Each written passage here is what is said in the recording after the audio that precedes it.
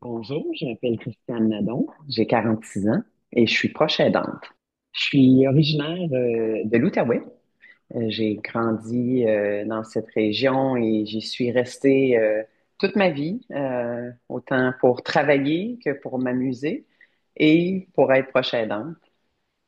Je suis présentement conseillère principale en apprentissage au Collège de Emploi Développement Social Canada.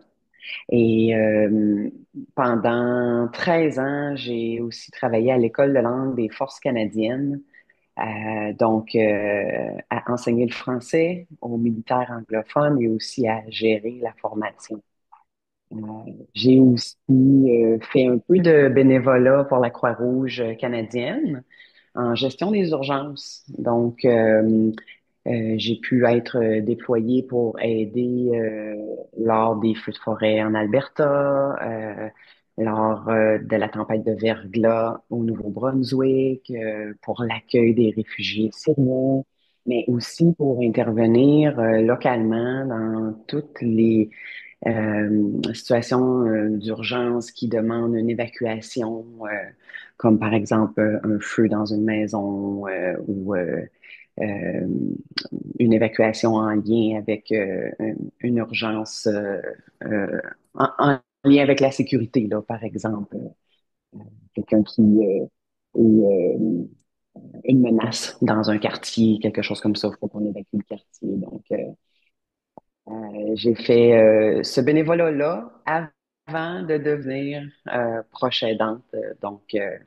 Mon bénévolat se dédie principalement maintenant à la proche aidance. Je suis la proche aidante principale de Clarence. Clarence qui a eu un AVC en janvier 2020 et qui, dans le fond, l'a laissé avec de l'aphasie et de l'apraxie. Donc, euh, L'aphasie, pour ceux qui connaissent pas trop ce que c'est, euh, dans son cas à lui, ça le limite énormément au niveau de ses capacités en communication, que ce soit à l'oral, à l'écrit, à la lecture. Et l'apraxie, ça lui cause des difficultés à planifier des tâches et aussi à coordonner certains mouvements. Ça a un impact également au niveau de sa prononciation. Euh, donc, euh, c'est, c'est pour cette raison-là que je suis devenue sa proche aidante, dans le fond, suite à son AVC qui l'a laissé avec de l'apraxie et de l'aphasie. Malgré le fait que Clarence souffre d'aphasie et d'apraxie, ça l'empêche pas de continuer à exercer une de ses grandes passions, soit jouer de la basse. C'est un très bon musicien de basse et heureusement, il n'a pas perdu la capacité de jouer. C'est vraiment une activité qui peut continuer à pratiquer. Donc, le style de tâche que je vais faire pour soutenir Clarence, c'est beaucoup en lien avec ses besoins de communication de toute forme. Euh, Comme je disais tout à l'heure, à l'oral, à l'écrit, à la lecture. Donc, gérer les aspects administratifs de sa vie, comme lire et répondre à son courrier, à ses courriels, gérer ses communications sur les réseaux sociaux, soutenir ses communications quand il va rencontrer des professionnels de la santé ou quand il veut communiquer avec des amis, donner des nouvelles à des amis. C'est quelque chose que Clarence n'est pas capable de faire parce que il peut difficilement faire des phrases complètes. Si ses amis ou sa famille veulent des nouvelles de lui, c'est moi qui est là pour soutenir la communication et leur transmettre l'information. Euh, Même dans le cas où il a besoin de communiquer avec ses voisins, son propriétaire, parfois il est au magasin et il y a quelque chose qui arrive, il y a un problème. Donc, à ce moment-là, il va m'appeler sur un appel vidéo. Et à ce moment-là, je vais pouvoir parler avec l'intervenant ou le représentant du service à la clientèle. Euh, donc, c'est vraiment le cœur du style de tâche que je fais pour lui. C'est beaucoup en lien avec gérer sa vie administrative, dans le fond, rapatrier toute sa paperasse, évidemment, pour les impôts, tu sais, transiger avec son comptable, n'importe quel intervenant qu'on a dans notre vie pour soutenir les différentes sphères administratives de notre vie. Donc, je vais, dans le fond, être là pour donner un coup de main. J'arrive quand même assez bien à décoder ce que Clarence veut exprimer, mais c'est tout de même une entreprise d'envergure. Parfois, euh, on a l'impression de toujours jouer au jeu de la devinette. Quand Clarence veut dire quelque chose, c'est très difficile de trouver les bons mots pour lui. Donc, c'est certain que euh, il y a beaucoup de choses qui se passent par la communication verbale. Donc, je suis devenue quand même assez bonne à détecter sa communication non verbale. Et donc, heureusement, parce que ça compense pour le fait que verbalement ou à l'écrit, il est très limité. Donc, j'ai comme développé un sixième sens là, pour détecter ce qu'il veut, mais en même temps, pas dans toutes les situations. Tu sais, les besoins en communication ou les situations de communication dans la vie de tous les jours peuvent être simples, mais très complexes aussi. Donc, parfois, c'est juste impossible de mettre le doigt sur l'intention exacte de Clarence ou le besoin exact de Clarence. Et donc, à ce moment-là, c'est sûr que ça crée énormément de frustration des deux côtés. Des gens qui sont autour, qui veulent entendre ce qu'il a à dire et évidemment, de sa part, de ne pas être en mesure d'exprimer le fin fond de sa pensée. Donc, quand on réussit à détecter ce que Clarence veut dire, là, parfois ça fait 5, 10 minutes, 15 minutes qu'on cherche ce que c'est. Donc, à ce moment-là, c'est comme la célébration, là, comme si on venait de finir un baccalauréat presque, là, tu sais. Euh, donc, c'est vraiment drôle, les situations comme ça, là. Oh mon Dieu, ça fait comme 3 jours qu'on se demande qu'est-ce que tu veux dire, puis là, enfin, on l'a trouvé. Et au contraire, quand on réussit pas à trouver ce qu'il veut dire, eh bien là, c'est sûr que ça crée beaucoup de frustration. Mais à un moment donné, on est comme obligé de faire le deuil de ce qu'il voulait dire, parce qu'on tourne en rond, on tourne en rond, et puis ça ne crée que de la frustration. Puis, faut on a appris à pas trop se laisser emporter par justement la frustration que ça provoque, de simplement dire, bien, aujourd'hui, ça fonctionne pas. Aujourd'hui, je ne saurais pas ce que Clarence voulait dire. Donc, c'est soutenir Clarence au niveau de sa communication, ça crée souvent de petits deuils. Donc, il faut vivre souvent de nombreux deuils face à, bon, ben, il y avait quelque chose d'important à me dire, mais je ne le saurais pas. Puis, ça va être ça. Il faut comme un peu l'accepter. Puis, lâcher prise, ce qui n'est pas toujours facile à faire. Le type de prochaine danse que je fais avec Clarence, dans le fond, peut-être mis en lumière ou m'a permis de découvrir des qualités chez moi, comme la patience. Euh, la patience envers Clarence quand il y a de la difficulté à exprimer ce qu'il veut, mais aussi cultiver la patience envers tous les intervenants avec qui on a besoin de transiger pour faire en sorte que les besoins de Clarence sont adressés et que ses droits sont respectés. Donc, tout le monde a eu dans sa vie à justement transiger avec des intervenants des différents paliers de gouvernement, tu sais, provinciaux, fédéraux, puis on s'est tous dit à un moment donné, mon Dieu, ça prend donc bien de la patience. Mais écoutez, c'est décuplé là, dans le contexte du soutien envers une personne aphasique comme Clarence. Donc, certaines interactions provoquent énormément de frustration. Les gens euh, connaissent pas toujours l'ampleur du handicap que Clarence a, donc ils ont parfois des réactions inappropriées ou bon, des fois ce n'est que par manque de connaissances. Donc, il faut que je sois patiente à ce moment-là de leur expliquer pourquoi que la situation est telle. Mais des fois, ça ne nous tente pas toujours d'expliquer de long en large à l'intervenant. Mais bref, la patience, définitivement.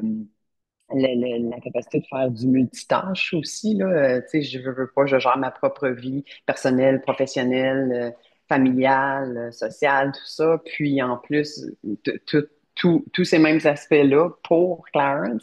Donc, vraiment, jongler avec plusieurs balles, je pense que c'est une capacité que j'ai. Ou en tout cas, je l'avais peut-être, mais le fait de faire la prochaine danse pour Clarence, ça m'a permis de parfaire cette habileté-là.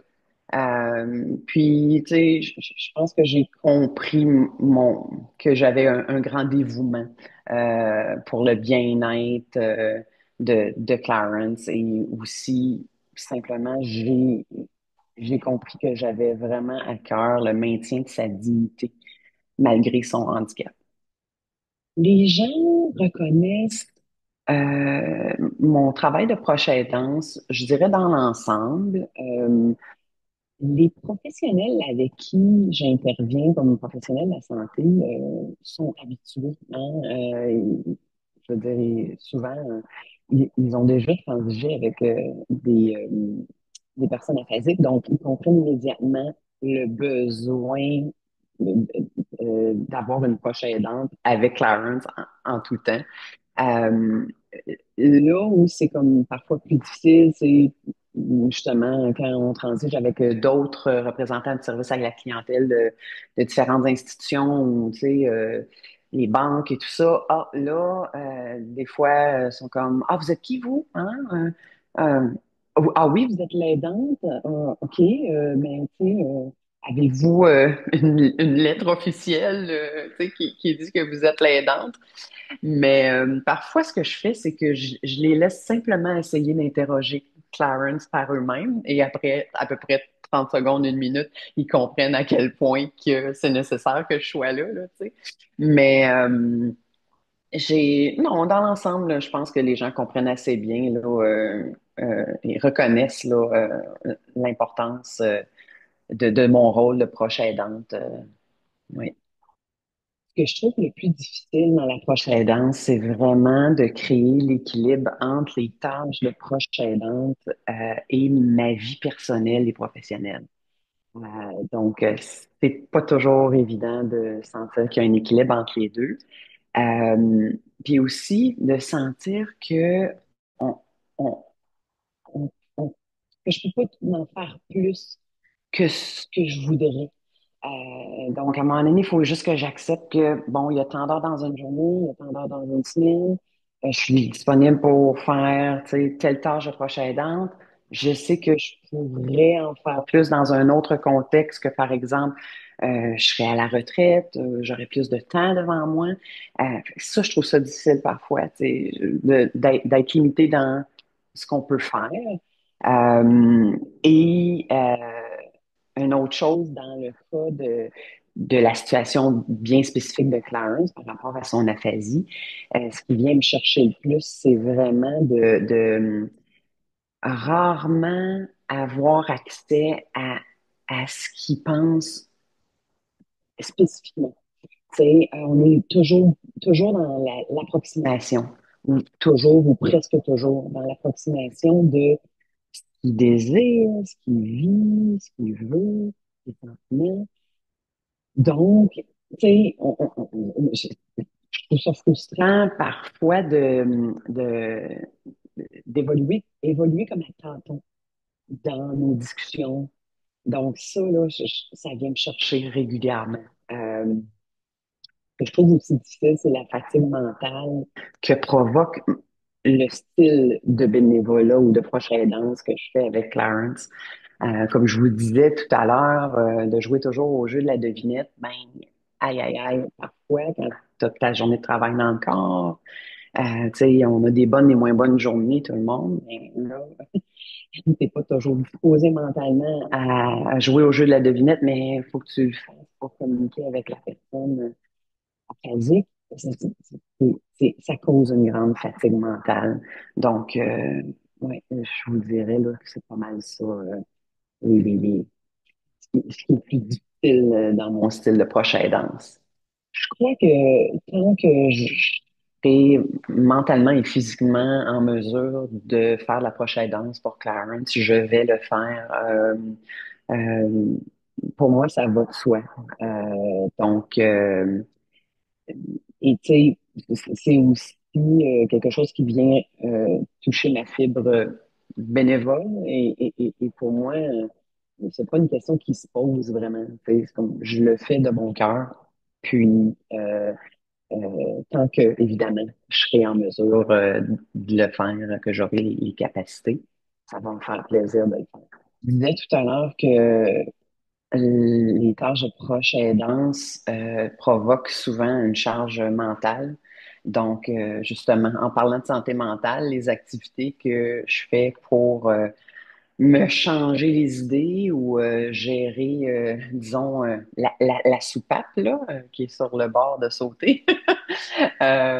Donc, écoute, je m'entraîne, je fais des activités de plein air, de la marche, toutes sortes de sports, du ski, du patin, de la raquette. Bon, j'essaie de bouger quoi le plus possible. Ça compense aussi pour le fait que j'ai un boulot un peu plus sédentaire comme fonctionnaire. Je suis déjà allée chercher du soutien psychologique également dans les moments un peu plus difficiles. Donc, j'ai la chance d'avoir accès à un programme d'aide aux employés avec mon travail et aussi, bon, j'ai des assurances qui couvrent des séances en psychologie aussi. Donc, vraiment, ça a été très aidant à certains moments plus critiques, je dirais, au niveau de la santé mentale. Je fais aussi des sorties sociales, donc, tu sais, je connecte avec mes amis. Des fois, je vais au spa, où je prends des bons bains chauds. Je tiens un journal créatif. Donc, j'essaie vraiment, vraiment de changer les idées, quoi, là. Puis parfois aussi me ramener plus dans mon corps au lieu d'être toujours dans ma tête parce que le style de prochaine danse que je fais avec Clarence provoque une grande charge mentale. Donc, voilà les activités que je fais pour créer un équilibre au niveau de la santé mentale. Je pourrais difficilement accomplir les tâches de prochaine danse que je fais complètement toute seule.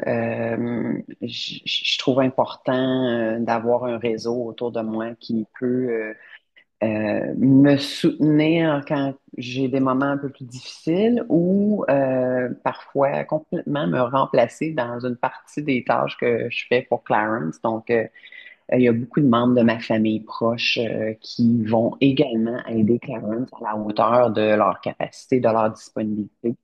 Euh, Certains de mes amis, des amis à Clarence aussi. Il y a même des anciens clients que Clarence avait lorsqu'il avait son entreprise et certains de ses anciens collègues qui sont restés en contact avec lui et qui viennent ici et là donner un coup de main, comme par exemple l'accompagner à des rendez-vous médicaux, tu sais, le reconduire. Déjà ça, moi, ça m'aide parce que Des fois, ça m'évite de manquer du travail ou bien de manquer moins de travail, dans le sens que quand ils arrivent au rendez-vous avec lui, lorsque vient le temps de vraiment parler avec le professionnel de la santé ou l'intervenant, ils peuvent simplement m'appeler. Et donc là, je peux intervenir, mais j'ai pas été obligée de me déplacer. Tu sais. Donc, c'est très apprécié le fait que ces gens-là se rendent disponibles pour aider Clarence, parfois à venir faire du ménage pour lui. Donc, de toutes sortes de façons. Ces gens-là, dans le fond, à leur façon, euh, aide à alléger ma charge provoquée par toute la prochaine aidance. Des fois, ça me permet de souffler là, un peu plus, là, et puis de me dire, OK, ben, je suis pas la seule qui peut aider dans telle ou telle situation. Donc, comme élever un enfant, je crois que ça prend un village pour soutenir une personne, bon, probablement dans toutes sortes de situations de proche aidance, là, mais avec l'aphasie sévère, comme Clarence fait, ça prend un village également. Et je conseillerais aux gens qui veulent faire la proche aidance ou même à ceux qui ont commencé récemment, c'est vraiment de célébrer ou souligner les bons coups au quotidien.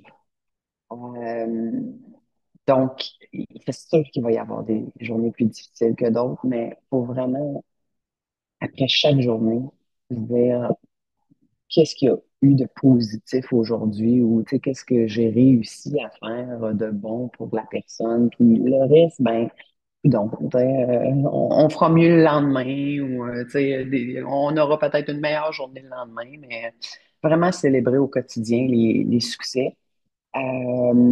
Puis gérer le lot des tâches vraiment au fur et à mesure, un petit peu à la fois.